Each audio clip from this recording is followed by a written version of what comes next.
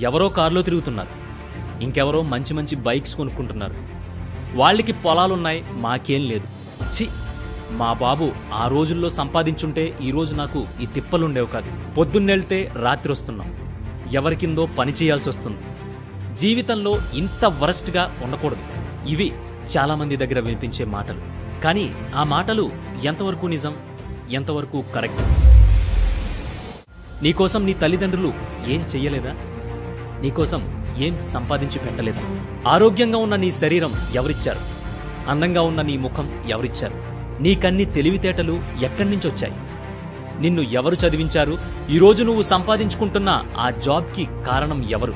నీ తల్లిదండ్రులు కాదా? మా ఇంట్లో ఆ రోజుల్లో మా తల్లిదండ్రులు సంపాదించుంటే నాకు ఈ గతి పట్టేది కాదు, నేను కారులో తిరిగేవాడిని, నేను బిందాస్గా ఉండేవాడిని అని అనుకునే ప్రతి ఒక్కరూ గుర్తుపెట్టుకోండి. ప్రతి తల్లిదండ్రులు వాళ్ల బిడ్డలు దర్జాగా ఉండాలని కోరుకుంటారు. వాళ్ల బిడ్డ కష్టపడకూడదని కోరుకుంటారు. ఎక్కడున్నా మహారాజులా ఉండాలని కోరుకుంటారు. వాళ్ళు తిన్నా తినకపోయినా మనకి కడుపు నిండా పెట్టి, మన కడుపు నిండితే వాళ్ల కడుపు నిండినట్టు మురిసిపోతారు. మనతో తిన్నామని అబద్ధం చెప్తారు. నీకేమివ్వలేదని నువ్వెలా చెబుతున్నావు? నీకు అందరికంటే నీ తల్లిదండ్రులు ఎక్కువే ఇచ్చారు. నీ రూపం, నీ తెలివితేటలు, నీ వాక్చాతుర్యం, నీ బలం, నీ అందం, నీ నడవడిక, ప్రస్తుతం నువ్వు అనుభవిస్తుంది ప్రతిదీ నీ తల్లిదండ్రులు నీకిచ్చిన ఆస్తే. అసలు అన్నిటికంటే నీకు వాళ్ళిచ్చిన జన్మ అతి గొప్ప అద్భుతమైన ఆస్తి. వాళ్ళు నీకు నేర్పిన అడుగులే ఇప్పుడు నీకోసం నువ్వు పయనిస్తున్న దారులు. అప్పుడు వాళ్ళు పెట్టిన గోరుముద్దలే ఇప్పుడు నువ్వు కష్టపడటానికి తోడ్పడుతున్న శక్తి. నువ్వు బాగుపడటానికి అవసరమయ్యే జ్ఞానం, గుణం, రూపం, లక్షణం అన్నీ నీ తల్లిదండ్రులు నీకిచ్చారు.